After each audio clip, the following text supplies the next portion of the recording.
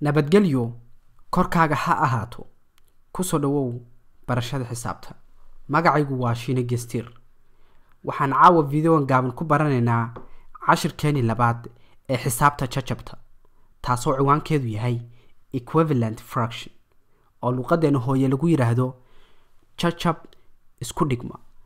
Equivalent fraction means equal amount or same value. Jajab isku dhigma macnaheedu waa jajab isku mid ah ama jajab isku qiimo ah. Daawade waxa uu yahay equivalent fraction waxaan ku fahmi doonaa tusaaleheenan soo socda. Halkan waxa inooga muuqda pizza dhameystiran. Pizzadan dhameystiran waxaan u tixgelinaynaa inay tahay whole fraction ama walax idil. Haddii markaa pizzadani loo qaybiyo labo qaybood, laba jab ama laba fraction haddii loo qaybiyo oo uu jabkan saaxiibkay cuno, waxay u dhigantaa ama ay isku qiimo yihiin haddii aan u qaybiyo pizzadaydii 4 jab oo uu saaxiibkay cuno jabkan iyo jabkan. Labadan jab waxay la eg yihiin jabkan, labadan jabna waxay la eg yihiin jabkan. sidaa darteed labadan fraction waxaa la yiraahdaa waa fraction equivalent ah ama waa jajab isku dhigma. waxaana xisaab ahaan loogu muujiyaa waxa weeyaan hal labaad waxay ka koobneed laba jab wuxuuna saaxiibkay cunay hal labaad ayaad u akhrinaysaa. waxay la mid tahay 4 jab oo uu ka cunay saaxiibka 2 jab. hal labaad waxay la mid tahay 2 afaraad. sidaa darteed labadan fraction way isla eg yihiin, waa isku qiimo, waa ay isku dhigmaan. taas ayaa waxaa la yiraahdaa luqadda Ingiriiska equivalent fraction.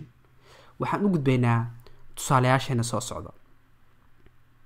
tusaale, raadi jajabyada ama fractionska hoos kaaga muuqda jajabyo u dhigma. xusuusnow markii aad raadinaysid jajabyada isku dhigma ku dhufo ama u qaybi hal lambar sareeyaha iyo hooseeyaha jajabta aad haysatid. waa tan jajabta aan haysto. aan ku celiyo mar labaad. xusuusnow markii aad raadinaysid jajabyada isku dhigma ku dhufo ama u qaybi hal lambar sareeyaha, sareeyuhu waa ka, iyo hooseeyaha, hooseeyuhuna waa kan.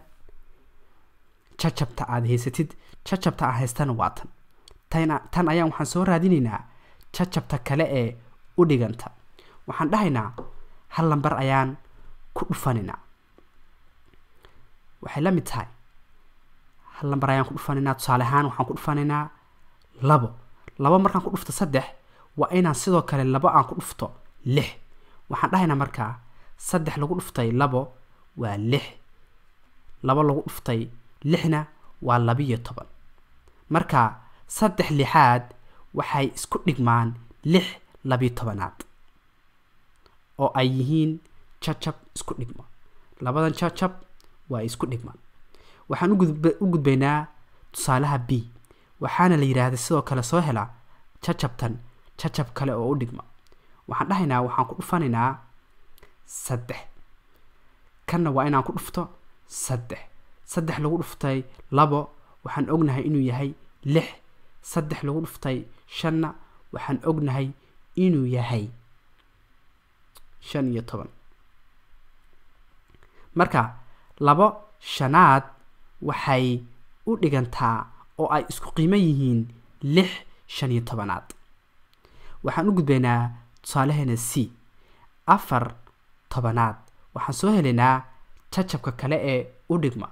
waxaan dhahaynaa waxaan u qaybinaynaa 2 dhinacana waa inaan u qaybino 2 loo qaybiyo 4 waxaan ognahay inay tahay 2 laba loo qeybiyo 10na waxaan ognahay inay tahay 5 4 tobanaad waxay la mid tahay oo ay isku dhigmaan 2 shanaad labadan jajab waa isku dhigmaan tusaalaheena ugu dambeeya markii lagu diro jajab noocan ah oo ay maqan tahay sareeyaha jajabtan sida loo xaliyo waxa weeye hal number ayaa waxa lagu dhuftaa sareeyaha iyo hooseeyaha Soomaa lambarka lagu dhufto lambarkan tiradan aad haysatid ee ah jajabtan aad haysatid lambarka lagu dhufto 8 ee keena 24 markii aad ogaatid ayaa waxaad ku dhufan sidoo kale 5 si aad u soo heshid sareeyaha